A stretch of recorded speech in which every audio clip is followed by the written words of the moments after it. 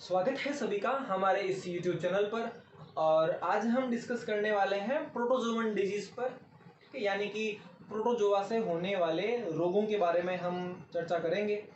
और previous lecture के अंदर हमने बैक्टीरियल और वायरल डिजीज के बारे में डिस्कस किया था। तो प्रोटोजोवन डिजीज के बारे में स्टडी करने से पहले हम ये पता कर लेते हैं कि प्रोटोजोआ होता क्या है। ठीक है, कि जो प्रोटोजोआ है, प्रोटोजोआ क्या है, ये तो हमें पता है कि माइक्रो ऑर्गेनिज्म है, सूक्ष्म जीव है। ठीक है, और काफी सारी जातियां इसकी ऐसी हैं जो रोग कारक है मानव के लिए, मतलब रोग जो है, डिजीज जो है वो कोज किए हैं, क्रिएट किए हैं। ठीक है, तो देखो प्रोटोजोआ, पहली बात मैं लिख सकता हूं कि ये कैसे होते हैं। प्रोटोजोआ जनरली कैसे होते हैं, तो एक कोशिकीय होते हैं, एक कोशिकीय, यूनिसेलुलर। ठीक है, प्लस मैं यहाँ लिख सकता हूँ कि जितने भी प्रोटोजोआ हैं वो सारे के सारे अगर सेल के बेस पे देखा जाए तो यूकेरियोट्स होते हैं। कैसे होते हैं, तो यूकेरियोट्स होते हैं। प्लस मैं यहाँ लिख सकता हूँ ये कैसे होते हैं, परजीवी होते हैं। ठीक है, मतलब किसी अन्य जीव पर, अदर जीव पर ये डिपेंड रहेंगे।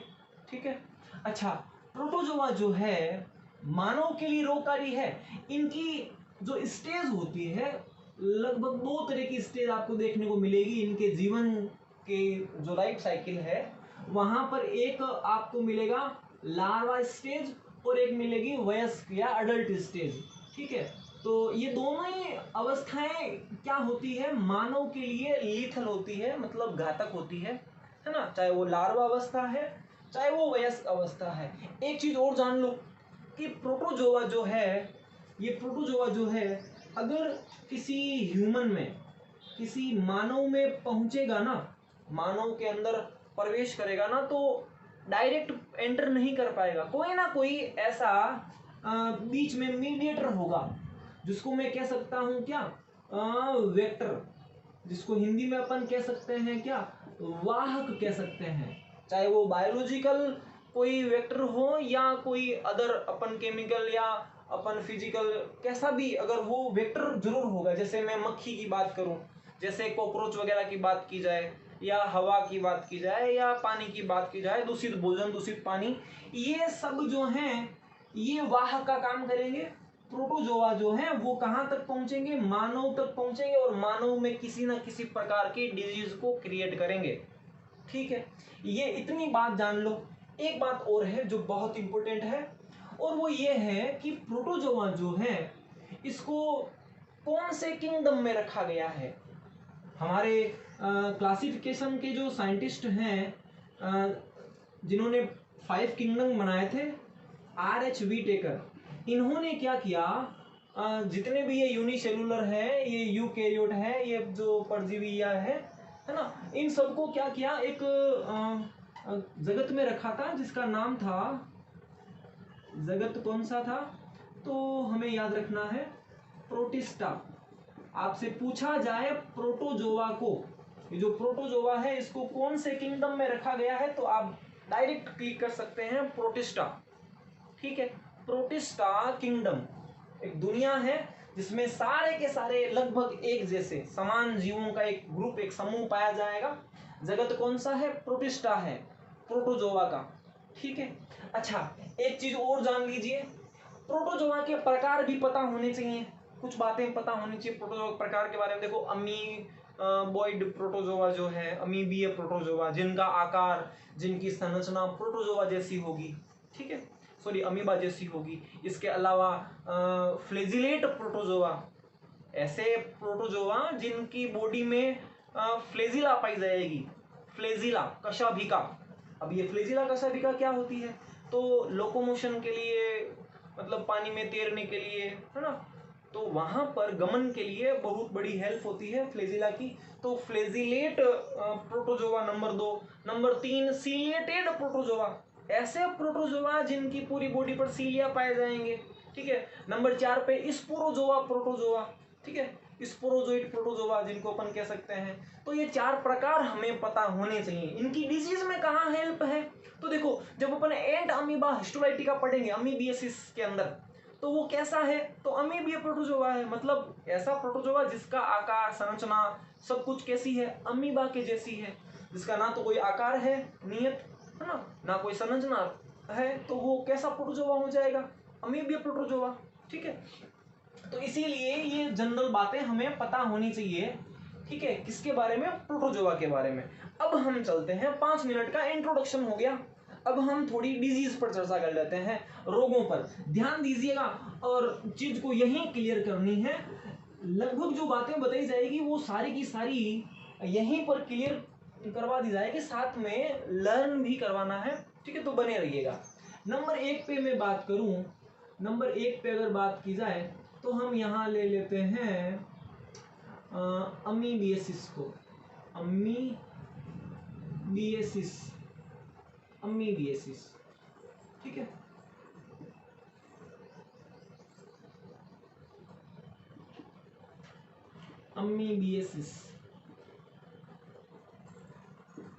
अमीबिएसिस में अगर पैथोजन की बात की जाए, हम पढ़ रहे हैं प्रोटोजोआ वाली डिजीज। ठीक है, तो प्रोटोजोआ वाली डिजीज में नंबर 1 पे अपन पढ़ रहे हैं अमीबिएसिस। इसका पैथोजन पता कर लेते हैं। पैथोजन कौन सा है, पैथोजन का मतलब क्या हो गया, रोग कारक, है ना।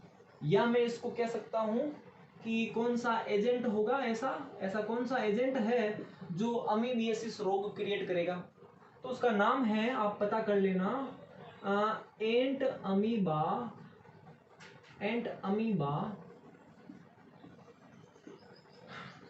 हिस्टोलाइटिका, एंट अमीबा हिस्टोलाइटिका, याद रखिएगा, बहुत इंपॉर्टेंट, एंट अमीबा हिस्टोलाइटिका। ठीक है, यहां से कई सारी चीजें निकल के आएगी। प्रभावित अंग कौन सा होगा, प्रभावित अंग के बारे में पूछा जाए तो हमें डायरेक्ट बता देना है आंत्र, है ना, जो लार्ज इंटेस्टाइन है वो जनरली यहाँ ज्यादा डिफेक्ट होगी। ठीक है, अब देखो एंट अमीबा हिस्टोलाइटिका, यहाँ एंट से निकल के आ रहा है इंटेस्टाइन, एंट से निकल के आ रहा है क्या, इंटेस्टाइन। मतलब ये खुद कह रहा है कि मैं अटैक करूंगा, किस पर, इंटेस्टाइन पर, आंत्र पर अटैक करूंगा। मैं इसको आंत्र परजीवी भी कह सकता हूँ, इसको मैं क्या कह सकता हूँ, आंत्र परजीवी, है ना, परजीवी, अंतः परजीवी है। 2 तरह के परजीवी होते हैं, एक होते हैं बाह्य परजीवी, एक होते हैं अंतः परजीवी। शरीर के अंदर है वो अंतः परजीवी, तो शरीर के बाहर है वो बाह्य परजीवी, जैसे मच्छर वगैरह, जू वगैरह, खटमल वगैरह, ये बाह्य परजीवी है। लेकिन एंट अमीबा हिस्टोलाइटिका कैसा परजीवी है, तो अंतः परजीवी है। ठीक है, और ऑर्गन के बेस पर पूछा जाए तो आंत्र परजीवी है। ठीक है, तो ये देखो वर्ड खुद कह रहा है कि एंट मतलब इंटेस्टाइन, मतलब मैं आंत्र पर अटैक करूंगा। पहली बात, अमीबा मतलब क्या, मेरी स्ट्रक्चर कैसी है, मेरी संरचना कैसी है बॉडी की, अमीबा के जैसी है। ठीक है, हिस्टोलाइटिका क्या कहता है, ये जो हिस्टोलाइटिका है इससे एक वर्ड निकल के आएगा, आप देखिएगा, हिस्टोलॉजी, आप याद रखें, हिस्टोलॉजी। अब हिस्टोलॉजी का मतलब क्या होता है कि ऊतकों का या टिश्यू का अध्ययन करना, स्टडी करना।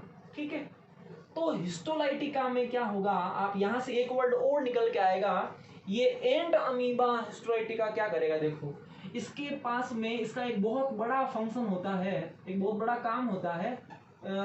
इसके पास में क्या है कि एंजाइम पाए जाएंगे जो क्या करेंगे, हिस्टोलाइसिस का काम करेंगे। हिस्टोलाइसिस क्या होता है, जहां पे भी लाइसिस वर्ड मिल गया, जहां पे भी आपको लाइसिस ये शब्द मिलता है, तो मतलब ये मान लेना कि वहां पर कुछ चीजें तोड़ फोड़ की जा रही है, तोड़ा जा रहा है जहां पर किसी को। अब किसको तोड़ा जा रहा है, देखो हिस्टो का मतलब क्या हो गया, ऊतक, टिश्यू। अब कौन सा टिश्यू, तो इंटेस्टाइन का टिश्यू। मतलब जो ये हमारी आंत्र है, इस आंत्र के अंदर जो इंटरनल वॉल है, जो दीवार है, अंदर की जो भित्ति है, जो अंदर की जो दीवार है, जिसको आप कह सकते हो सब म्यूकोसा, ये जो अंदर की लेयर है, जो टिश्यू है, एपिथेलियम जो है, इसको डैमेज किया जाएगा, किसके द्वारा, एंट अमीबा हिस्टोलाइटिका के द्वारा। क्लियर है, अब इसके पास में एक एंजाइम है, यहाँ पर इस टिश्यू को डैमेज करने के लिए एक एंजाइम काम आएगा जिसका नाम है क्या, जिसका नाम है हिस्टोलाइसिन, हिस्टोलाइसिन करके, बहुत इंपॉर्टेंट है ना। एग्जामिनेशन पॉइंट ऑफ व्यू से आप याद रखिएगा कौन सा एंजाइम है, तो हिस्टोलाइसिन। हिस्टोलाइसिस कैसे होगा, बिना एंजाइम की हेल्प से हिस्टोलाइसिस की क्रिया नहीं होगी।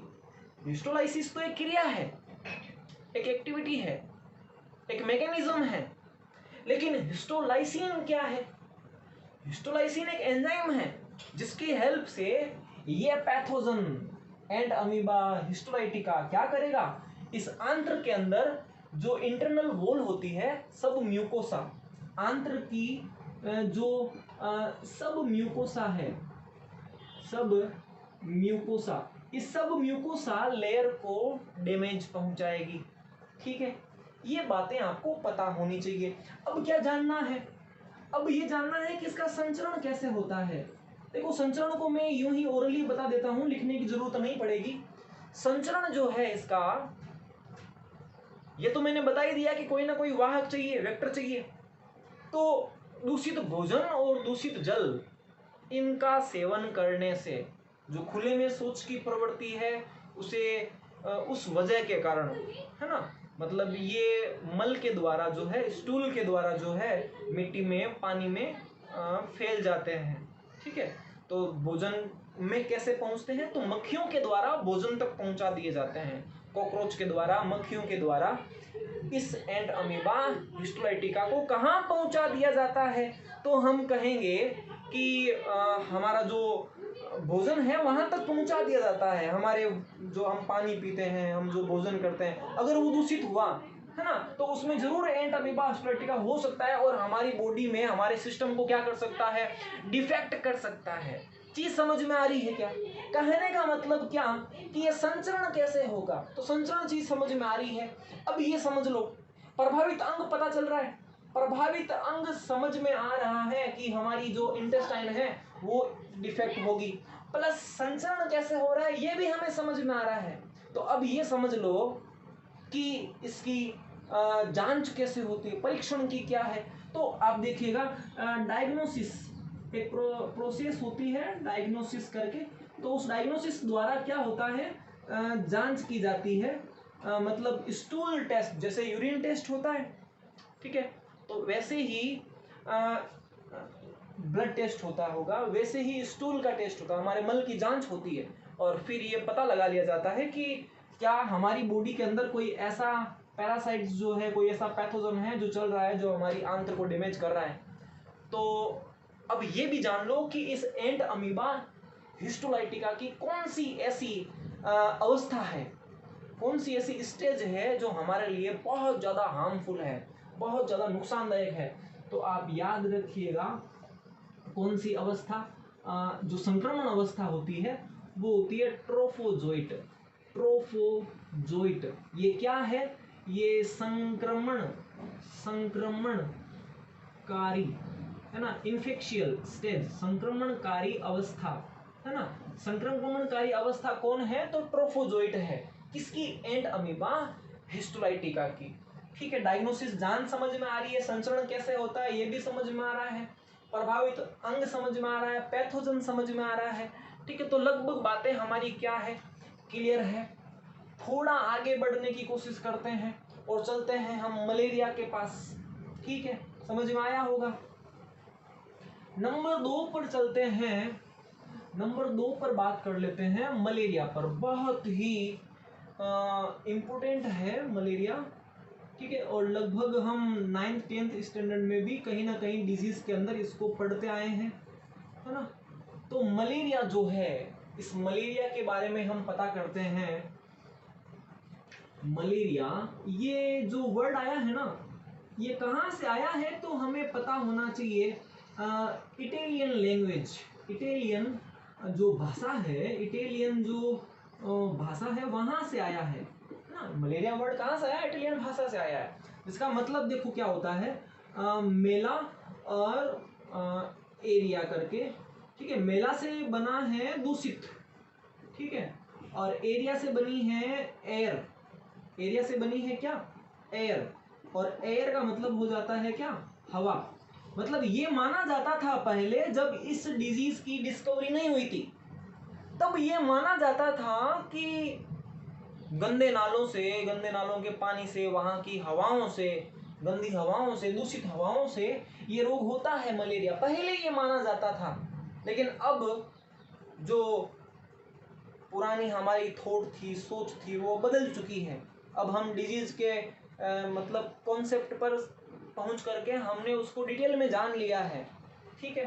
तो अब ये मलेरिया शब्द किसने दिया, तो आपको पता होना चाहिए, मैक्यूलॉक,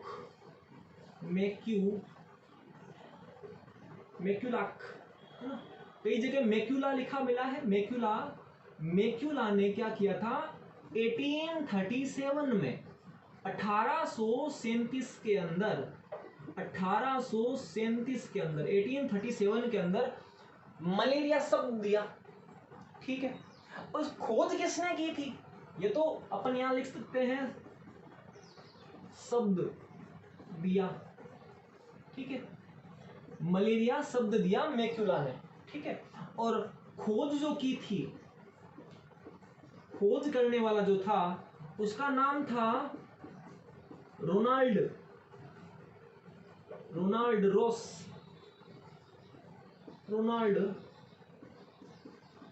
रोस करके, ठीक है। इसी ने बताया था कि द्विपोषीय जीवन चक्र होता है प्लाज्मोडियम का, और जो मॉस्किटो, जो मच्छर होता है, उस मच्छर के बीच में क्या रिलेशन है, मानव मच्छर के बीच में और प्लाज्मोडियम के बीच में, वो सारी बातें इस रोनाल्ड रोस ने बता दी थी। इसीलिए इसको डिस्कवर माना जाता है मलेरिया का, ठीक है। तो ये नॉर्मल बातें समझ में आई गई है। थोड़ा आगे बढ़ने की कोशिश करते हैं मलेरिया को लेकर के। ये जो मलेरिया है, इसका अपन बात करते हैं, पैथोजन कौन है, पैथोजन की बात की जाए, रोगाणु की बात की जाए, तो आप याद रख सकते हो प्लाज्मोडियम, प्रोटोजोआ, प्लाज्मोडियम प्रोटोजोआ, याद रह जाएगा। इसकी वैसे 4 प्रजातियां हैं, प्लाज्मोडियम वाइवेक्स, ओवेल, फैल्सीफेरम और मलेरी। अभी हम पता करेंगे, लेकिन उससे पहले हम, ये तो हो गया क्या, रोगाणु या रोग कारक। नंबर 3 पे बात की जाए तो यहां हम वाहक को लिख सकते हैं, यानी कि वेक्टर। कई दफा पूछा गया है, वाहक को कई दफा पूछा गया है। फीमेल एनाफीज, मतलब मादा एनाफ्लीज, मच्छर। एक होती है मादा एडिस इजिप्टाई, वो होती है डेंगू के लिए और चिकनगुनिया के लिए। टाइगर मच्छर भी कहते हैं उसको, मादा एडिस इजिप्टाई, एक पत्ती, ठीक है। और एक पढ़ोगे आप क्यूलेक्स मच्छर, वो भी फीमेल ही है, तीनों ही फीमेल है। फिलहाल यहां पर आपको मादा एनाफ्लीज मच्छर याद रखना है। क्यूलेक्स मच्छर की बात की जाए तो वो एलिफेंटियासिस में वेक्टर का काम करेगा। खैर, मादा एनाफ्लीज मच्छर समझ में आ रहा है वाहक को लेकर के। अब थोड़ा पता कर लेते हैं इसकी जातियों के बारे में। तो देखो यहाँ पर 4 जातियां हैं प्लाज्मोडियम की, है ना, प्लाज्मोडियम की 4 स्पीसीज है जो हमें पता होनी चाहिए। देखो, मलेरी, ओवेल,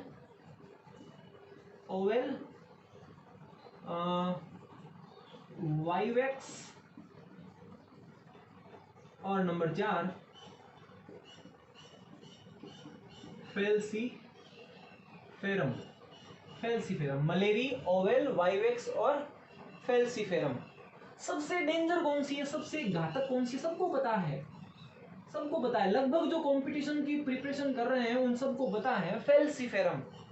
फिर भी यहाँ कई चीजें ऐसी मिलेगी जो शायद बुक्स में या कहीं और मिल पाना मुश्किल होता है। तो फेल्सीफेरम जो है वो सबसे लीथल है, यहां लिख सकते हैं सबसे ज्यादा घातक, है ना। तो वो सबसे ज्यादा घातक कौन है, तो हमें पता होना चाहिए प्लाज्मोडियम की जो प्रजाति है प्रोटोजोआ की, कौन सी, फेल्सीफेरम सबसे ज्यादा खतरनाक है मानव के लिए। ठीक है, वाहक भी समझ में आ रहा है। तो अब हम बात कर लेते हैं लक्षणों की।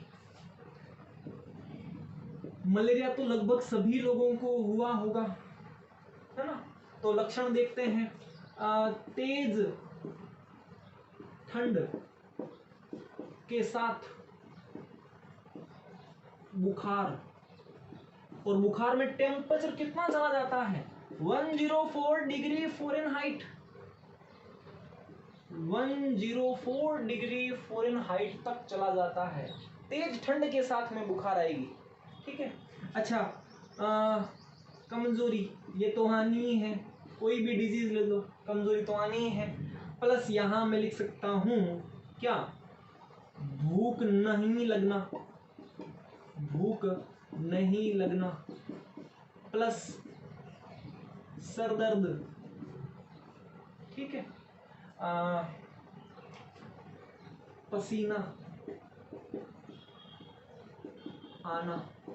ठीक है, प्लस यहां लिख सकते हो आप उल्टी। ठीक है, तो ये क्या है, सिम्टम हो गए किसके, मलेरिया के। लक्षण क्या है, तेज ठंड के साथ बुखार आएगा, ठीक है, कमजोरी आएगी, भूख नहीं लगना होगा, सर दर्द होगा, पसीना भी होगा, ठंड इतनी तेज लगेगी एक बार की तो कि मतलब ब्लैंकेट ओढ़ने पड़ सकते हैं, या गर्मी इतनी कि मतलब एक रिदम के अंदर हर 6 ओवर बाद में, 12 ओवर बाद में, 24 ओवर के एक स्पेस के अंदर जो है बुखार का आना जाना लगा रहता है। ठीक है, ये तो लक्षण की बात कर लेते हैं। अब हम चर्चा कर लेते हैं कि इसका उपचार क्या है, ये भी पूछा जाता है। ट्रीटमेंट क्या लोगे, तो जनरली सिनकोना, सिनकोना पादप, सिनकोना पादप, या आप कह सकते हो कुनेन, कुनेन औषधि।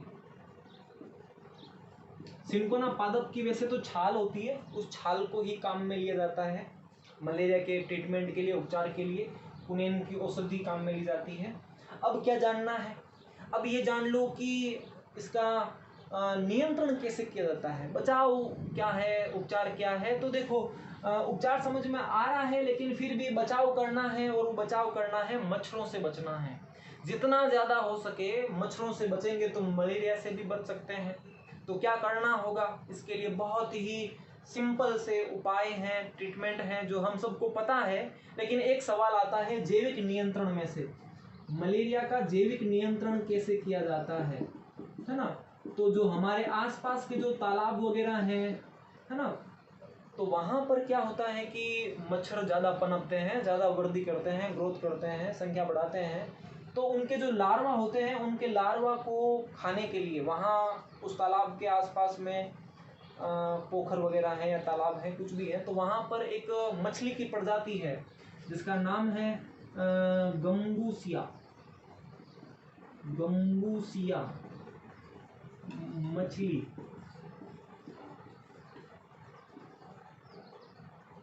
मछली गंबूसिया मछली जो है, इसको छोड़ा जाता है पानी के अंदर ताकि ये मच्छरों के लार्वा को खा सके और मच्छरों को जो है ग्रोथ करने से रोक सके। तो ये जैविक नियंत्रण में, और देखो रासायनिक नियंत्रण की, कंट्रोल की बात की जाए तो हम घरों में वैसे गुड नाइट है, गुड विल है, ये सारे चीज़ें जो है यूज करते ही हैं। ठीक है, लेकिन फिर भी कुछ बातें हमें पता होनी चाहिए मलेरिया को लेकर के। और क्या जानना है, तो ये देखो एक अपन ने ज़्यादा हम डिटेल में तो नहीं जा रहे हैं, लेकिन एक्चुअल में हमें डिटेल में जाना है अलग से, क्योंकि इसके लिए एक अलग हमें कम से कम एक पूरे लेक्चर की नीड पड़ेगी जिसमें हम मलेरिया को समझ सकें, डिटेल से जानने की कोशिश कर सकें। अभी हम आउटलाइन स्केच पता कर रहे हैं, तो बस उतना ही जानना है हमें। ठीक है, थोड़ा आगे बढ़ते हैं। नंबर 3 पे अगर बात की जाए, नंबर 3 पे बात की जाए तो यहां पर हम ले लेते हैं श्वेत प्रदर को। इसको कहा जाता है व्हाइट वोटर, ठीक है, श्वेत प्रदर या व्हाइट वोटर कहा जाता है। इसी को कहा जाता है ट्राइकोमोनियसिस।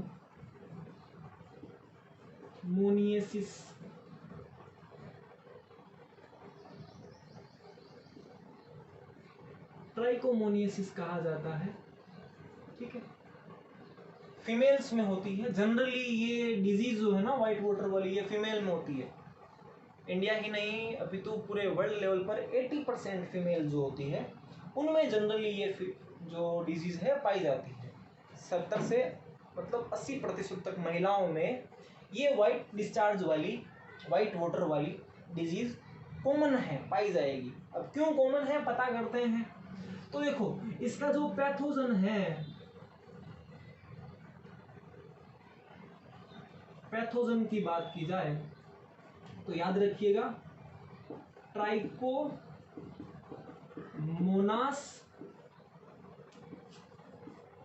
वेजाइनेलिस, ट्राइकोमोनास वेजाइनेलिस, ये इसका क्या है, पैथोजन हो गया, मतलब रोग कारक हो गया। संचरण कैसे होता है? संचरण जो होता है असुरक्षित यौन संबंधों से भी हो सकता है, या प्रसव के दौरान अगर हॉस्पिटल्स वगैरह हैं, अस्पताल हैं, वहाँ पर अगर साफ सफाई का अगर ध्यान नहीं रखा जाए तो वहाँ पर भी ये प्रोटोजोआ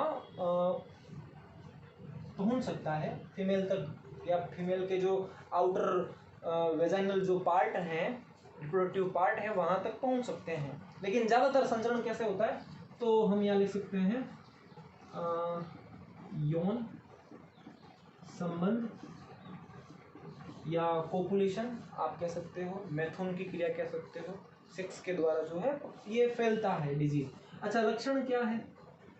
लक्षण इसके देखिएगा,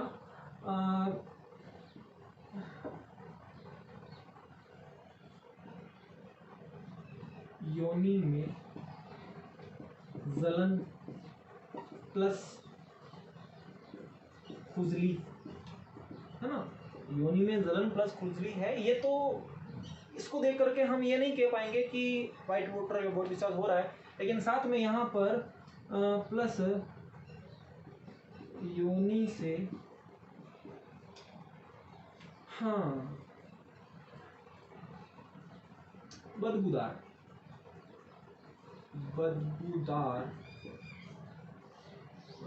झाग जैसा, सफेद झाग जैसा, सफेद झाग जैसा पदार्थ रिलीज होता है, स्राव होता है, ठीक है। ये बड़ा सिम्टम हो गया। वेजाइना के आउटर साइड में, इनर साइड में जलन होना है, इचिंग वगैरह, खुजली वगैरह है, प्लस सबसे बड़ा सिम्टम ये हो जाएगा योनि से जो है बदबूदार सफ़ेद झाग जैसा पदार्थ निकलता है, बैड स्मेल आती है।